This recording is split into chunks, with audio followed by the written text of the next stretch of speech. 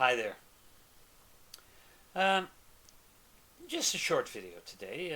One of the things I wanted to address was the fact that in my last video I had mentioned the fact that some people, when traveling, would take pictures of landmarks that they could have gotten better pictures of if they bought them at the gift store.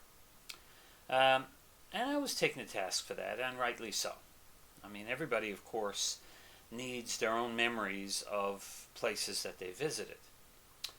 What I do stand by with that, though, is the fact that it needs to be balanced with images that are related to the people you're with. If you're traveling alone, fine, you do whatever you wish. But if you're traveling with anyone, whether it's a significant other, friends, other family members, whatever it might be, try to remember that including them in the images give the images value for you and for them. Now, it may not make for images that you are going to find to be saleable or anything like that, but really I'm not talking about that. I'm talking about really memories. So guys, I'm sorry if I came on a little strong about that particular point. By all means, go out and take pictures of, the Eiffel Tower or the Tower of London or bridges and churches. And yes, I do it. And again, I think I just didn't make myself clear that a friend of mine went on, one of these once-in-a-lifetime vacations with his wife and came back with hardly any pictures of either one of them. He took pictures of all the places that they'd seen and the things they'd seen. But having them in the images would have given them a little better context for future memories. Okay, so after that little correction, what else am I doing here today? I still have too much gear. Okay, I've collected too much gear over the years. I have multiple Olympus cameras. I have one Sony camera, but multiple lenses. I sold off a rather substantial Pentax kit over the last 3 or 4 years. Not because there was anything wrong with Pentax, but because I had been, how should I put it, indoctrinated into the world of mirrorless, and the DSLR was no longer of much interest to me. So guys,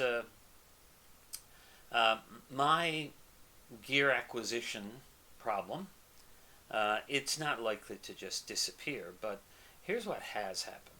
To try to put it in a little context, I still have two EM1s, two Olympus EM1s. That's because I purchased both of them from friends who had upgraded to the Mark II model. I wanted them because at that point I was using a pen, a digital pen, which meant that I had a removable viewfinder, which was not terribly high resolution, and they were slower cameras. They did not have a lot of the features that were available in the higher end cameras. I have since then purchased an old EP1 because I just wanted something that I could stick a lens on and stick in my pocket.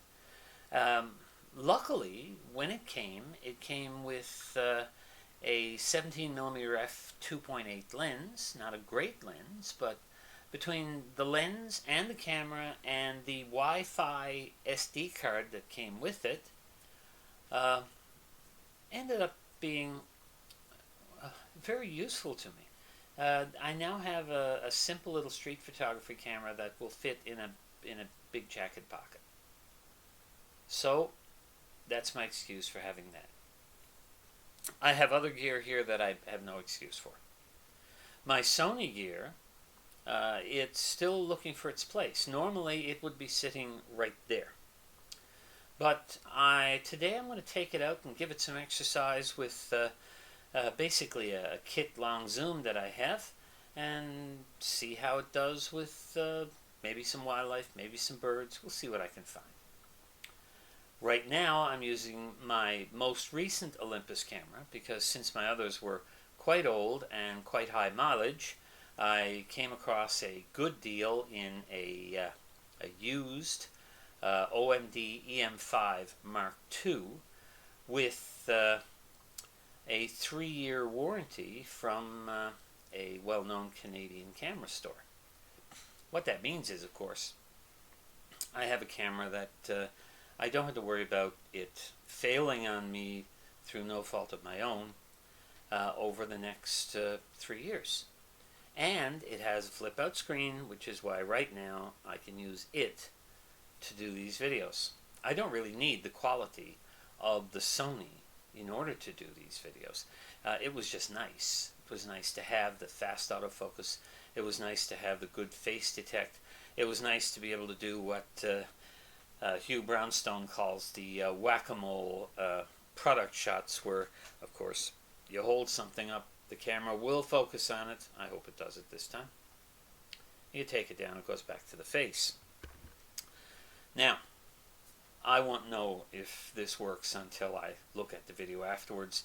I am leaving it in, however, because if that were the Sony camera, that would have worked flawlessly. So let's see how the Olympus does in this case. Anyhow, guys, that's about it. It's an apology video.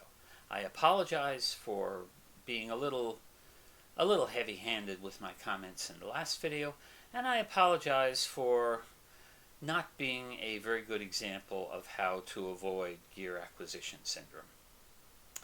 So, I'm at a point now where I'm hoping to kind of stick with just what I have, and I don't think I really need anything more. So, if you enjoyed this video, give it a like. If you want to see more of my videos, subscribe to this channel. And, of course, if you think anybody else needs to see me apologize for my last video, well, share it. Bye for now.